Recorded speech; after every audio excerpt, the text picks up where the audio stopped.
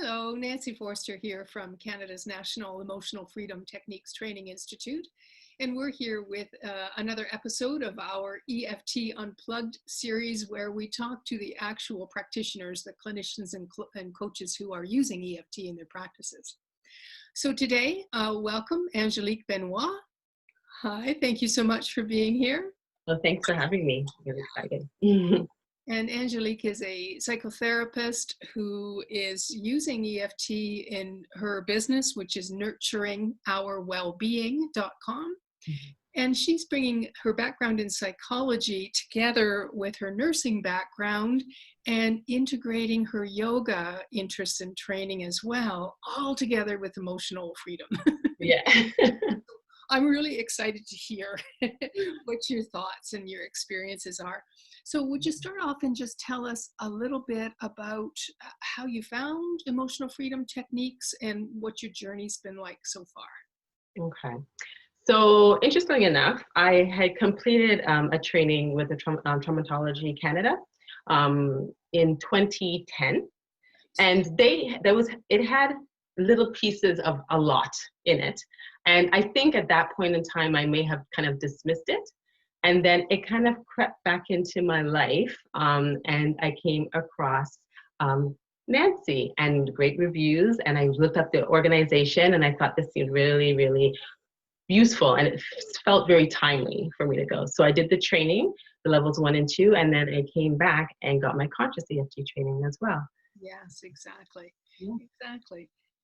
And I love the fact that you're pointing toward the Trauma Institute, because that is such a huge gift that EFT brings to the table, is working with people in their trauma parts that haven't been resolved yet. Yeah, so true. So then what is it for you as a psychotherapist that appeals to you about EFT tapping?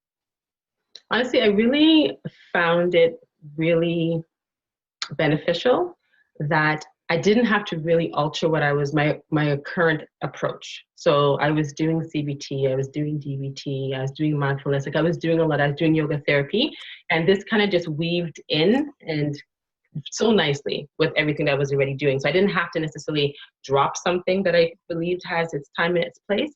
I can kind of just mend it together and strengthen it on a different approach and a different level for the clients that I serve.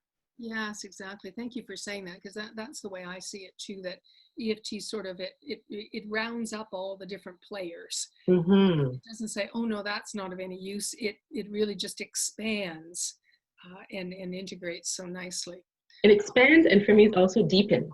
Yes, exactly. Exactly. So allows us to get underneath some of the conscious pieces of our thinking and our emotions and really get to what the unconscious stuff is. Yeah. That's how I kind of feel it going through. Yeah. So I'd love to hear how you're using this with your clients and what you're noticing about the results, and how's it going? Yeah, it's going well. So I'm using it in 2 different arenas. So I do workshops, mental health and emotional workshops for different corporations and different organizations. And so in those moments of training, I always try and plant the seed in regards to, there's so many different ways that you can get help in regards to your mental health, your emotional health, and your self-care. And then I kind of plant the seed about emotional freedom technique. And I kind of say, who's heard about acupuncture? And usually most people have heard about it. And then that's how I kind of explain it. So on that level, it's that piece. And you get people coming up after the training kind of asking a little bit more. They're kind of curious. And then the second is I do live online therapy on sessions on the computer. And in those sessions, I always integrate it. And honestly, it's been very well received. After you develop that therapeutic relationship, they trust your judgment, and you're not going to be presenting something to them that you think is not going to be valuable to their well-being. And they try, and there hasn't been a client that hasn't reached benefits from it. Yes, exactly. Exactly. And it really gives us this way to help our clients right in the moment to regulate that nervous system. Yeah. So whether somebody comes onto your video call and they've just been scurrying like crazy because traffic's been bad and they're a little anxious about being late, it's like, okay, then let's just do a little tapping here, calm that system down. Yes. and get ready Yeah. for the deeper work that we're wanting to do. Yeah, definitely, definitely. Or even when just kind of broaching some difficult, painful situations for them, to kind of just bring them back to a place to letting them feel safe. Yes, exactly. And that's what we're discovering as we start to blend the biological with the scientific, with the psychotherapeutic, and bringing it all together. We're really understanding that safety piece, real, honest safety in the nervous system, is so foundational to all our work. Yeah. Right? Yeah. If that system doesn't feel safe, it's not going anywhere. Yeah. Yeah. Yeah. And so then, how is emotional freedom techniques helping you personally, maybe in your own life, but also what are you noticing as a psychotherapist as you're integrating this into your work? Well, it's interesting because with growing up, my dad is very spiritual and very much in regards to energy. So I've always kind of heard that kind of language growing up, right? So it wasn't foreign to me in regards to that this would work. But what I didn't realize is that how much it allows me to just be more grounded when I'm serving. Yeah. So in between each time that I'm seeing a client, I'm able to kind of do my own kind of scan and kind of releasing. And then it just makes me more prepared and more available and that much more connectable with the next person. Absolutely. Absolutely. So then that whole co-regulation that we know happens in our work. Yeah. You're holding more possibility of presence in Yes. the system. Yeah. Yeah. Well, we didn't talk about this, but is it okay if I share our little secret that, before we even started this video, we were doing our own tapping, right, on anxiety about being seen and being heard and being listened to, and then setting our intention. Yeah. That this be of some value to people. To somebody, exactly. Well, then, let me ask you this question. Mm-hmm. What are you finding to be the challenges of bringing EFT into this work? Well, it's kind of funny because when you really sit and think about it, I think if anyone sits and thinks about it, it's not new information, right? Like if you go back historically, people understood and recognized and valued energy and spiritual work. And in regards to my yoga, I went to India and I did my yoga. And then I found that is even called Kemetic yoga. So even before that, in regards to in Egypt, and they're constantly talking about energies and flows and chakras and everything like that. So we know this, but for some reason, and I'll be honest, when I went for the training with you and everyone was coming in and I'm seeing everyone kind of doing this, and I was sitting there going, okay, what's going on here, right? And I felt resistance in regards to it. So even though it was something like I shared with you that it's not foreign to me, I believe it historically and family-wise, it was, the hard part is the visual, that it looks kind of odd. Weird. Yeah, right? It looks kind of strange, right? But so I think that's where the hesitation is for people to kind of practice that. But the more that I'm getting confident in my practice and in regards to once you experience it, yes, you can't deny it, right? Mm-hmm. And you really can't. And then I know in my own journey with EFT, oh boy, I was with you, total resistance. Why do I have to even think about this ridiculous looking thing? Mm-hmm. But I had the experience, and I continued to have the experience with myself, such that I felt like I couldn't ethically withhold this news from my clients. Exactly. Yeah, you feel selfish, and then it's and if you don't share, it's only for your own insecurities and fears, right? Exactly, which of course are all tappable issues. Exactly. So you still do it, and yeah. So I do it, and what helps me is I call it. So I say, I know this may seem odd, but just be your own investigator and just try it. And just try it. Yeah. And just try it. And I mean, if it's something that doesn't fit for you right now, and you're like, right now, Okay, I'll respect that. Maybe it's not your time. We do it another time when your mindset is more open to it. But just try it. And once I take that it's not something that's forced, then they're okay with it. And I mean, this is corporate individuals that are in the corporate world, so business people who are doing it with me, and youth. Yes, beautiful. Right? So youth who are kind of, so I give them techniques how they can do it so it's not so visible. Exactly. Yeah. Exactly. And yeah. Yeah. And it's it is one of the challenges of this is how do we make this an invitation? I know back in the day, 20 years ago when this first came out and a very small handful of people was having this experience and we got really like, everybody has to do this. And it was almost like, if you're not tapping, then, whatever. And so I love the energy with which you're saying, I just offer them the invitation.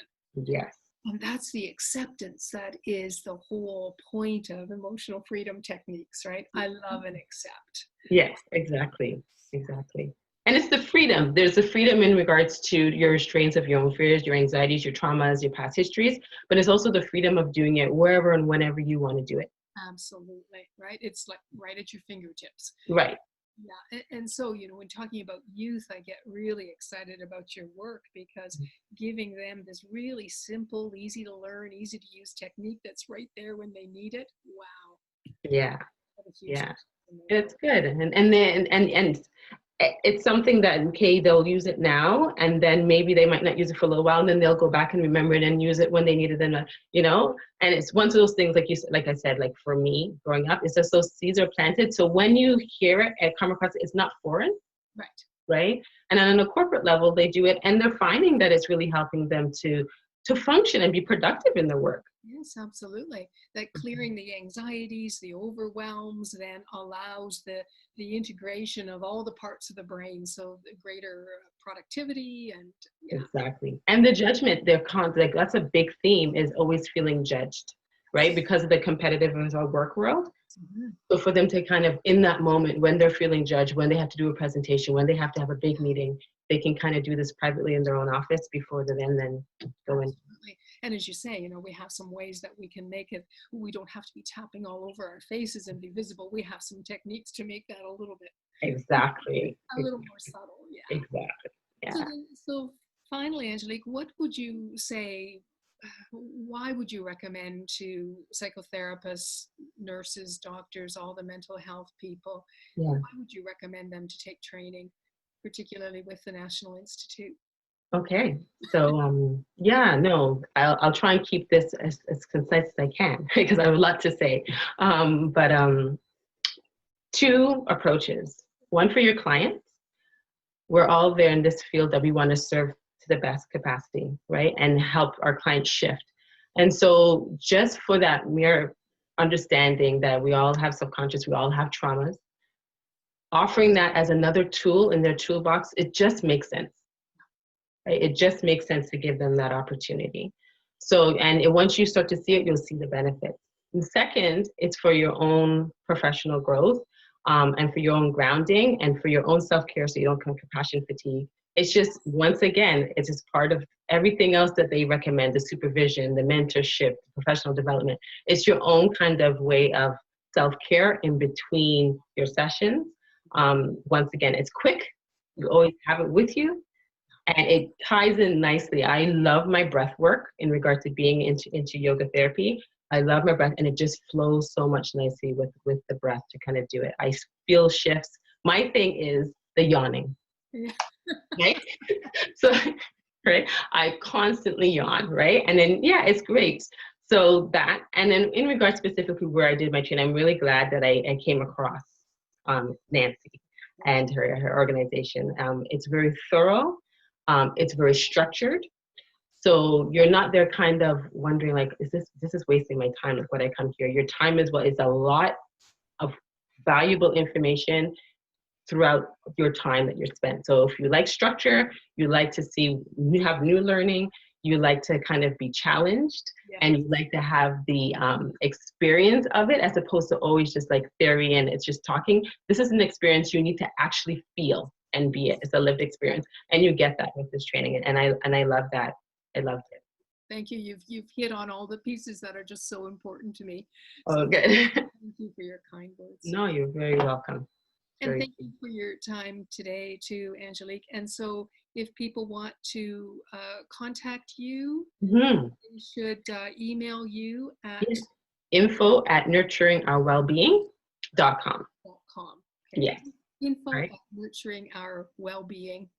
Yeah. .com. Yeah. Of course, Yeah. you can reach us at the National Institute here at nefti.com, National EFT Training Institute.com. We'd be happy to chat with you.